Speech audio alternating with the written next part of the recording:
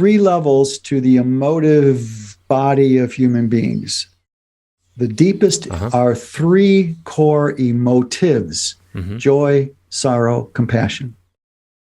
Joy, sorrow, compassion. Those are our capacities of soul. The primary colors of the capacity of soul. You could say that. Beautiful. The next level are core emotions, the discrete emotions that are created when joy is wounded by our experience. It turns joy into different dimensions, like a prism. Our woundedness in childhood, for example, changes joy and our basic aliveness of joy into like a prism, and breaks it into component woundings, like grief and like a rage and anxiety and shame. Shame. Those are all secondary core emotions. And then we have the feeling versions of the core emotions.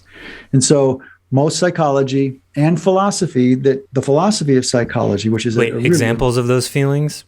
Put one out for me. Downstream of grief, I guess depression, we hadn't named that. Depression one. Is that. That's right. Surface level. Anxiety, it's just surface level of that. Agitation. Yes, sure. Annoyance, impatience. Yeah, impatience is good. Yeah. Rage is actually a feeling version of honest anger. Anger is a core emotion. Hurt is a core emotion. And downline versions of hurt in the levels of feelings are show up as shyness, timidity, innocence. Sure. But hurt and anxiety, anger, grief, and shame are the core emotions that are caused by the prismatic wounding of our joyful aliveness in childhood. And then the feelings, any number of feelings, different variations of those core emotions. So unless you have that schemata, you're going to be treating things haphazardly, not only with drugs, but with talk therapy. That's why the only reason Big Pharma got into the game, Joseph, is because in the 60s, 50s and 60s, talk therapy hit a dead end. Yeah, if talk therapy wildly was successful, the pills with all sorts of side effects would not be nearly as appealing, I'm sure. That's exactly right. So we change the rules of the game here when we say that core emotion.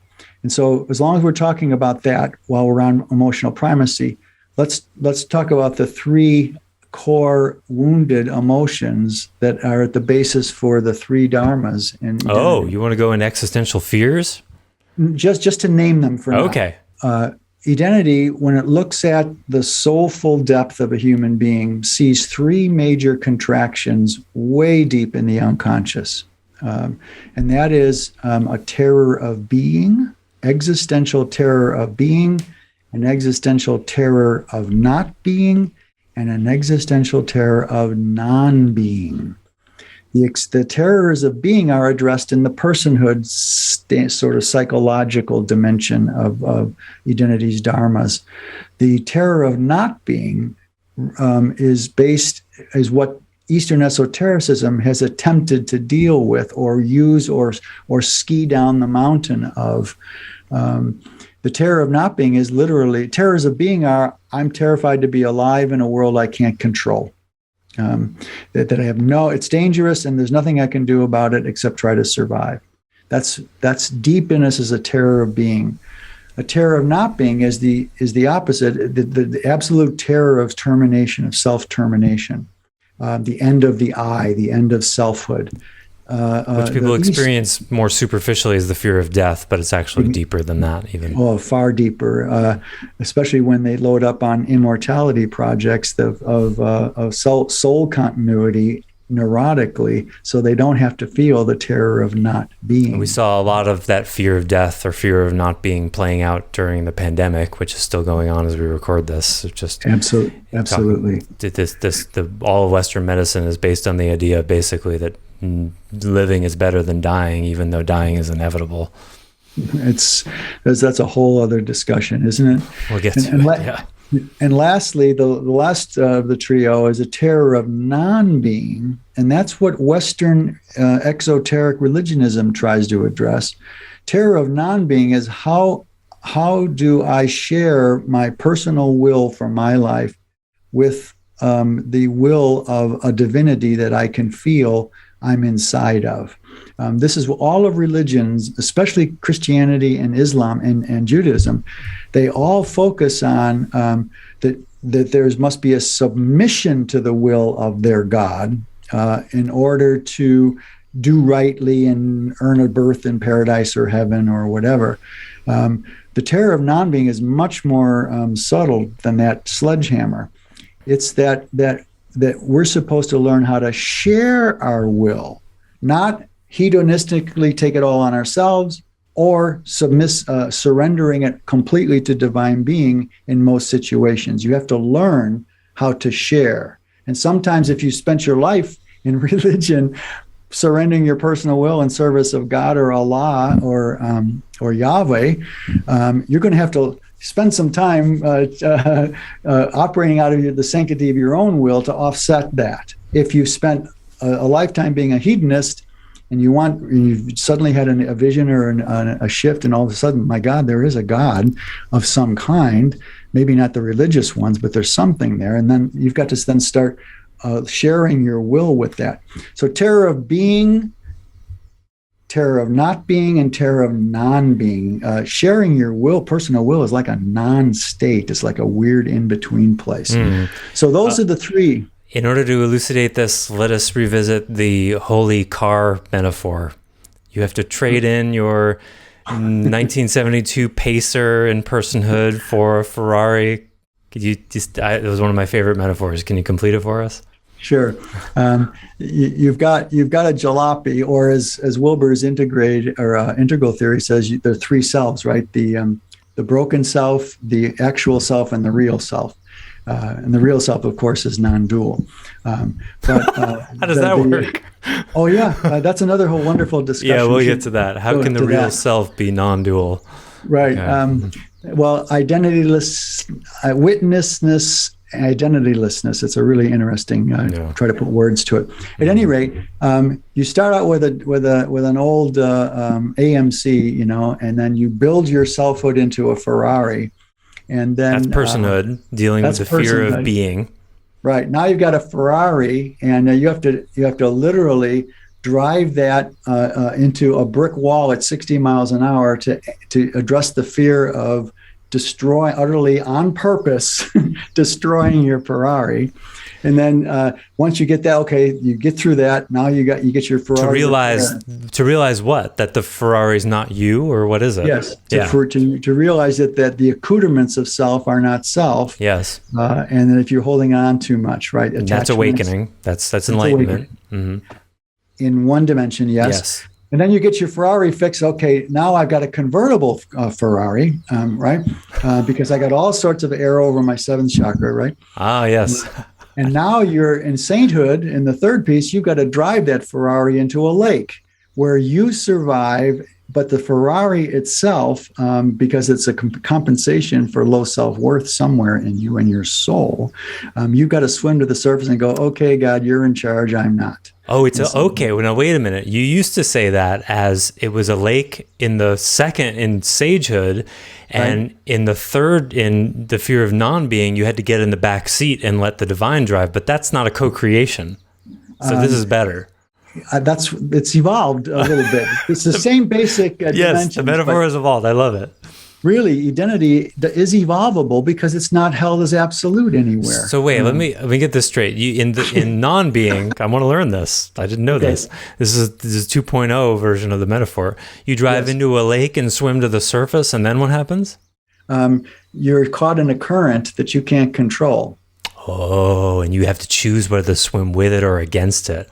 Oh, exactly. If you get a panic and try to get onto solid ground and you go cross current, you're gonna drown from riptides, for example, in this metaphor. so wow, So that's super cool because it doubles down on the loss of the Ferrari, because yes, you don't fully lose all of the, because non-being and the fear of not being leaves the non-being sort of out, because you still get to reconstitute some self after awakening. That non-being then sort of erodes at the nounification of it. So that's why you wow. end up with a Ferrari again. I can feel that because I have more sagehood done than I do sainthood. So when you talked about the lake part, it struck a chord, and it hurt a little bit in my chest, telling me that that's still in front of me. Okay, beautiful way to sum that. And remember, the only reason we just got into that interesting assay is that it's all based in terror. These three existential level, which is even below the unconscious. It's previous to the unconscious that gets triggered in the unconscious, and then gets acted out in the conscious. Mm-hmm. So that's taking that we are emotive beings before we are mental, willful, or physical beings to the nth degree. And that's why we brought it up now. So that's where I think we should, is it time to stop? I think that's a good place to close. That was a lot. Yeah. And, so again, taking these two themes today, Joseph, they're all based in Edenity's desire to serve suffering in people, not to just talk smart, and, for sure, and to always circumscribe everything we talk about that we enjoy. You and I like our IQs, I do, and they're part of our being, but it's all in service. Everything we talked about today is in service of serving people in ways to maximize healing. And the definition of healing is even different in Edenity, because it's not just assuagement to feel better. So another whole topic. Yeah, absolutely. Yeah, so my wish is that some of the distinctions we talked about today might help people realize how they're dead ending in the therapy that they might be in, because therapy can be, the way it's done in the mainstream, an absolutely necessary phase for many people to get from A to G. But when it stops being effective, because the gods in white in science tell us, like, well, this is it, and if it's not working for you, it's just implied it must be your fault rather than the paradigm's fault. It's like when the very problem and the terrain that the problem exists in is not seen and misdiagnosed, well, then the healing, it can never heal all the way. Right. And that's what Edenity calls for.